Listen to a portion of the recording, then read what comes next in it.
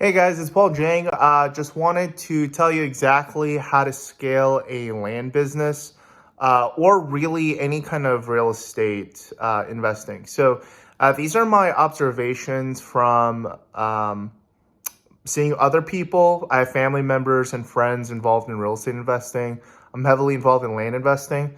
Um, whenever we use our own cash, what I've done is I've used cash and then used debt like loans and personal lines of credit, things like that to finance my purchases for real estate.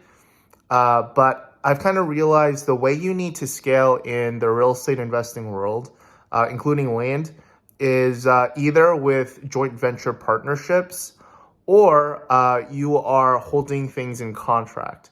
So what I mean by that, so these are the two ways to scale. What I mean by that is you have someone with funds. So you find the deal, you bring in someone with the funds, and then you kind of do a split, a 50-50, 60-40, 70-30 split, whatever kind of partnership, agreement that you have. And then you do it that way. You close with both of your names on the deed. Or if your partner's like has a lawyer drafting up some kind of contract and they're putting a lien on the property, you can do it that way. But the easiest way that I've seen it is just you just put both people's names on the deeds, or technically you could put it all under an LLC. But if this is like a one-off, you could just basically just put mom and yourself, or your friend and yourself, or your partner and yourself on the deed itself, as long as you have the funds to pay for the whole thing. And then that way, when it's time to close, you're both protected. No one can sell it without the other person's consent. So that's one way to sell. The other way to sell is to hold it under contract for an extended period of time. So there's two ways to hold it under contract. You use a purchase agreement and you just extend the time. Or the other way to do it is to ask for an option agreement.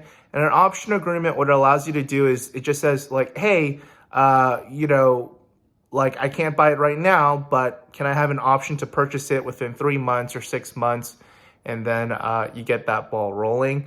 I've seen people do it different ways, but it's the same thing. You hold the note, you hold it under paper, and then while you're holding that contract, whether it's an extended contract agreement or an option agreement, you're basically waiting and marketing the property and finding a buyer, and then use your funds or someone else's funds to close on it and then bring it over. So those are the two ways to scale. I found for myself, there's like a cap on how quickly you can actually reinvest your funds, because it takes time.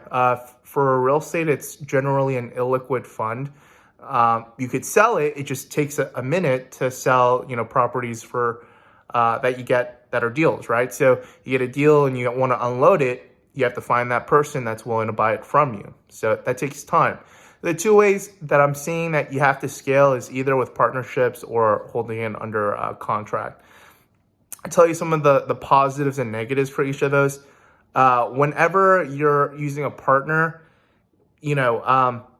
basically you're splitting large percentages. Like if I use debt, like a personal line of credit or a business line of credit, I might pay anywhere from 7 to 15%, on a deal, like on an annual line of credit, right? But if you use a partner, even if you did like a 70-30 split and you're paying the person 30%, that's 30% instead of the 12 you could have gotten with a line of credit. My line of credit's like I have it lower than that, but I know some like have it a little bit higher. But when you're doing these JV partnerships, you're losing a bunch of your equity because you're bringing that partner in. Now, so the con to this, that's the con, like a bigger equity, but the pro is it's under both of your names. You don't have to worry about the seller backing out. Like you got it. It's just a matter of time before that property sells.